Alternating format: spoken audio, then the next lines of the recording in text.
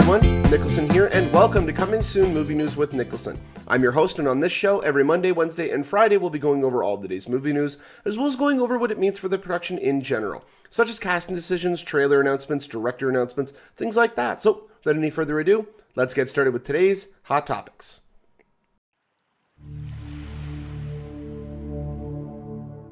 In a surprise announcement everybody saw coming, Vin Diesel took the stage last week at CinemaCon to announce that Fast and Furious 8 is indeed on its way to theaters and will be hitting theaters on April 14th, 2017. So we have less than 2 years away from Fast and Furious 8. Now, there was a little bit of trepidation as to whether or not they would actually continue the franchise. For those of you who have seen Furious 7, without even giving anything really away, the storyline is fairly concluded. I mean, the movie does not end in a way like the other ones have where it sets up the next movie. And it is a very closed film. It does kind of tie up everything that the movies needed to tie up. Not all of the questions, but it was everything the movies needed to tie up. And they did allow it to be continued further on. You know, there are obviously more stories that they could tell. But it was really well closed off, and I did like that. And they could have chosen at that point to say, you know what, we're not doing anymore. That would have been the worst financial decision in history, just from a financial standpoint. I mean, a lot of people say that they should have stopped making this movie. They shouldn't have made Furious 7, and I completely disagree with that. And they said that all because of to honor Paul Walker. And while I understand the sentiment behind that, I think that that's exactly against what everybody involved in the film would have wanted. And just as a respect point for Paul Walker, that's why they would have objected to it. Because, you know, Paul Walker, you know, this was his franchise. This was what he helped develop. I mean, he was a car enthusiast. He was the car consultant on the franchise. I mean, you know, he was the one who would go in and say, we should rather have this car instead of this one because it'll be able to do this better. And, you know, he was the glue that kind of held that franchise together. And just looking at what they were able to accomplish in his honor with Furious 7 means that I want to see what these guys are capable of doing in the future, because they clearly love one another as a family. It's like more so outside of just the characters. And seeing these guys on screen again is what I really want to go and watch. It's not necessarily the storylines, because I mean the storylines are you don't care about them in these movies. You go to watch these characters, you go to watch outlandish action sequences, and it's just a lot of fun. And to try to be able to elicit a lot of fun in a movie that had, you know, that looming feeling over the entire film, but still be able to feel fun, that's an accomplishment, not just on the director, but on the studio at large for how they handled that property. And so I'm very keen on seeing how they continue this franchise. Now, Vin Diesel has stated in the past that the movie is likely to be set in New York City. Kurt Russell's character will be a fairly prominent character from my understanding. That's why they introduced him in this movie, was to set him up for the next one, which I'm really excited about because I loved Mr. Nobody, and I want to see more of...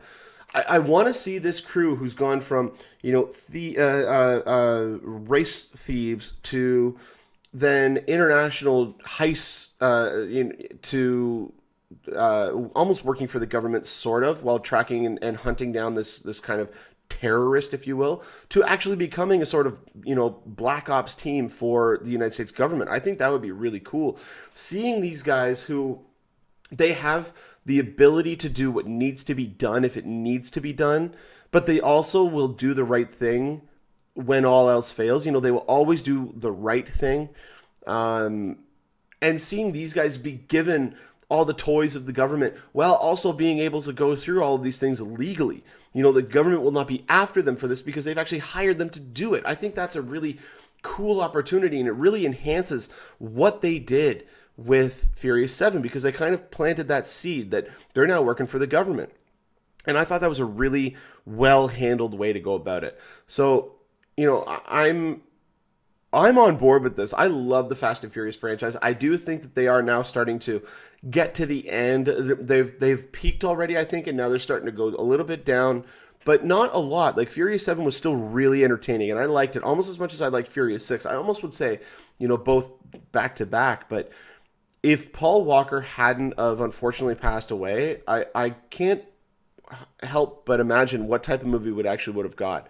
And looking at the framework that this movie set up, because they obviously had to change a lot of the film in lieu of the passing of Paul Walker, But I have a feeling that if he hadn't have died, we might have actually got a film that would have been better than number 6.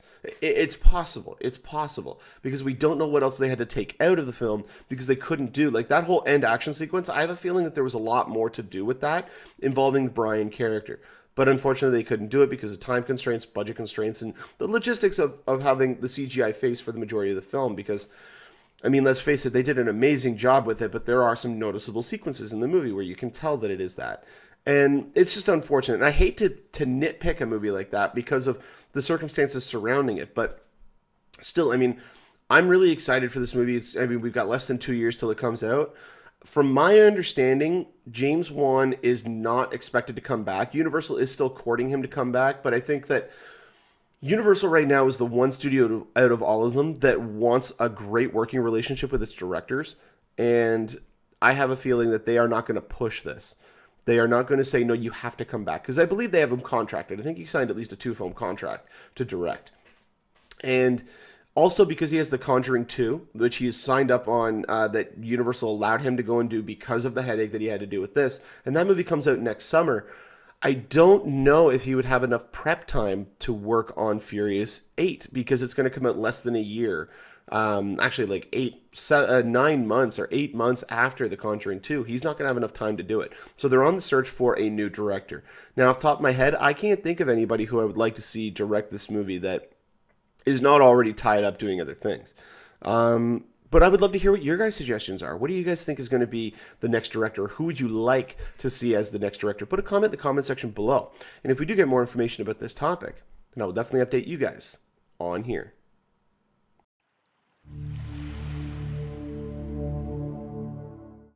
With Universal's announcement of Fast and Furious 8 coming out in April of 2017, they've had to shuffle around a couple of their other release dates. One of the most noteworthy was Pacific Rim 2, which originally had an April 2017 release date, has actually been pushed back to August 4th, 2017. Now, a lot of people read into this and they went, oh no, it's being pushed. Oh no, it's going to be terrible. No, it's not. I mean, look at what Guardians was able to do in August, and a lot of movies are now following that same template. I mean, you know, this year we have Fantastic Four opening that, and they moved from, I think they were in June, and they moved to August because they saw the kind of open canvas that August allows for. August does not have the greatest movies that come out. So if you release a really good, really well-received movie at the beginning of August, it'll ride through that whole month and a half, potentially in first place. So, I mean, there's lots of capabilities for it to do it there. And on top of that, it just gives them more time to work on the film. I mean, who out there would not, like, a movie is never, ever finished. It gets it to the best quality that it can be, but there's always room for adjustments. There's always little tinkering you can do. You can always, you know, put another texture map over the special effects. You can always cut that extra couple of frames to really tighten up that shot, or anything. Like, there's always something that you can do to a film. It's never officially done. So giving Guillermo del Toro a little bit more time to work on the film, I think, is a stroke of genius. Now, WARCRAFT, which was another film that was actually scheduled to come out in March of next year, they're getting out of the way of Batman v Superman. They're actually opening up in June. They were originally going to open up, I believe, 2 weeks before Batman v Superman, and or a week and a half, sorry. And they have actually moved from their date. What was it? It was March 14th or 13th. They've now moved to June 10th, 2016. Now, that to me spells a couple of different things. One, it shows confidence in the property because they're aware that this movie can make a lot of money. But with Batman v Superman coming out, this is going to get hammered by it. So moving it to a June release date puts it in the thick of summer movie season, which gives a lot of confidence to the property. And again, it also gives them, again, a few more months to work on the special effects. This is going to be a very heavily CGI'd movie. As you can see behind me, the orcs in the franchise or in the film are actually going to be motion captured, fully CGI. Toby Kebbell, actually, I believe, this might not be Toby Kebbell's character. I think this is actually Ray Kaczynski, Rob Kaczynski. I think that's Rob Kaczynski's character, but I'm not 100% sure on that. But since WARCRAFT has actually moved to June 10th, 2016, that has actually moved the Mummy reboot from June 2016 to March 2017. So this, again, and I keep bringing this up, but it gives them more time to develop it. I mean, Universal right now is very keen on getting a shared universe together with their monsters, with Dracula, with Frankenstein, with the Wolfman, with the Invisible Man, with all of these guys, with the Mummy. And we just got a Dracula movie. Now, they kind of ham-fisted that in with an after-credit scene, or the very ending of the movie, I should say, with connecting it into modern day and connecting it into the other shared universes. But it gives Alex Kurtzman a lot more time to develop this movie, really get the script right and all that kind of stuff, because then he's being given almost an entire year. And moving to March 24th of 2017, the only film I can think of that opens then as well is... No, I can't even think of one. I don't think... No, Wonder Woman doesn't open until June or July. March 2017... No, there's not a movie that I can think of. I'd have to look into that, but I can't think of anything that it's actually opening up against. Now, that's right now. That'll fill up in the next year or two, but moving away from Warcraft, I mean, that makes the most sense for the Mummy, because they are going to have kind of similar audience. So, yeah, I mean, what do you guys think of all this? A lot of people get worried about it, and even, you know, the announcement just came out the other day that Power Rangers movie was moving back to January of 2017, I believe. I mean, they haven't even gone into production on the movie, and I don't think that the studio would want to invest money if they knew going into it that it was going to be terrible. Because that's the initial reception to people. Like, oh, we all know what happens to movies that open in January, and it's...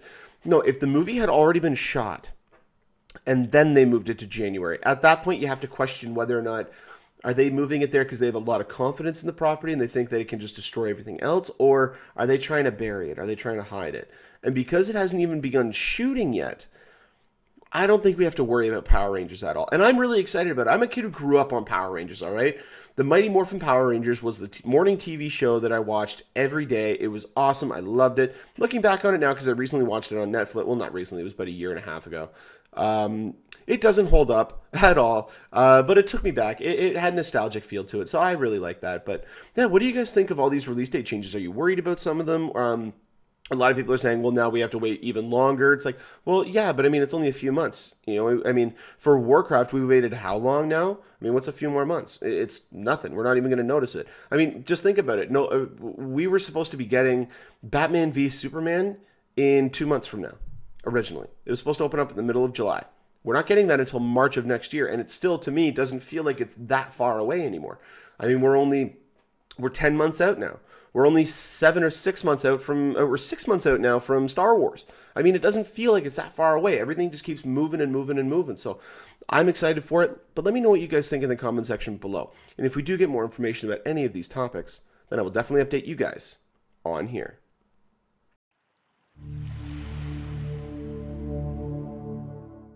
We have our first trailer for Vin Diesel's upcoming action thriller, The Last Witch Hunter.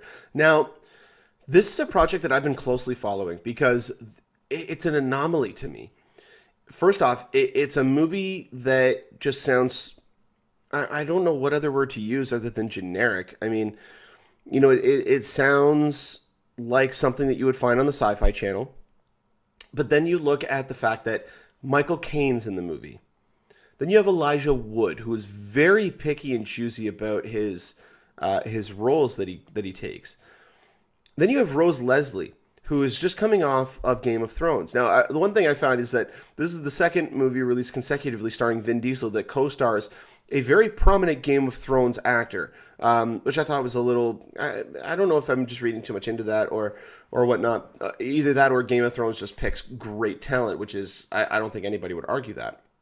But seeing Rose Leslie on here, even though it's only for a split second, you know, the imagery looks really cool. And I think that has a lot to do with the fact that Brett Eisner is directing it. I mean, he did The Crazies. And The Crazies was, to me, it was a surprising film. I didn't think I would like it as much as I did. But I found it very entertaining. I found it, you know, it subverted your expectations a little bit. You know, even Sahara, as much as Sahara is a throwaway dumb popcorn flick, you know, with McConaughey and Steve Zahn, I enjoyed it, you know, for what it was. Definitely for what it was. I'm not saying that it was a quality film by any stretch of the imagination, but it was entertaining to me. It did its job, even though as outlandish as it was. But basically, Diesel stars as Kaldur, who is a witch hunter cursed to live forever by the Queen Witch centuries ago. He has to partner up with a female witch in order to stop the covens of New York City from unleashing a plague upon humanity.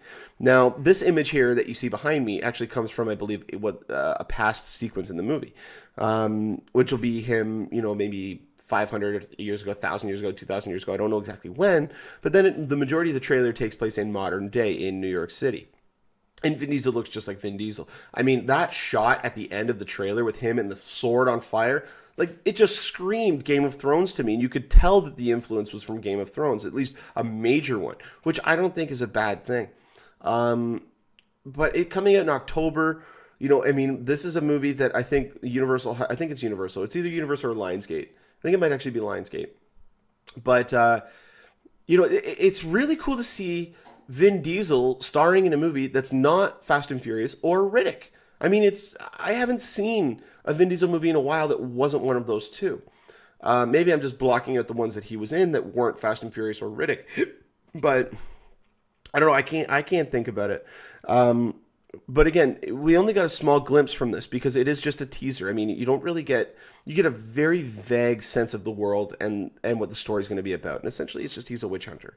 And he's been targeted. He's now the last of his kind. So, I mean, he's being targeted as well as him targeting other people. So with it having an October release coming out right before Halloween, I think this shows that the studio has a lot of confidence in it. And I'm really happy for it because this is the type of movie, we need more genre fare like this. But by genre fare, I mean we need quality genre fare. We don't need Sharknado 17. We don't need anything like that. We need quality genre fare. As much as I enjoyed Jupiter Ascending, I so wish that they had done that movie properly. It was so much fun to me. Like, I even just rewatched it recently, and it's still fun, but I sit there and I go, oh, the dialogue. Oh, the dialogue. Oh, like, it pains me. It pains me to see that dialogue, or to hear that dialogue, I should say. And I hope that this movie isn't the case. And with having Michael Caine and with having Elijah Wood in there, I think that this is going to be a better movie than most are giving it. Most aren't giving it the benefit of the doubt. So only time will tell. If you guys haven't watched the trailer for it yet, you can click the link in the description of this video below and check it out and see what you guys think for yourselves. But if you did like it, or even if you didn't, put a comment in the comment section. Let me know what you guys thought and where you think this movie could actually go, because I'd love to hear some options and some theories about what this movie could actually be, because this is one that's on my radar. It's not based on anything. It's a new IP, which I think is really cool, and it's something we need more of. So let me know what you guys think in the comment section below. But as it stands right now, The Last Witch Hunter will be opening up on October 23rd. But if you do get more information about this topic, then I will definitely update you guys on here.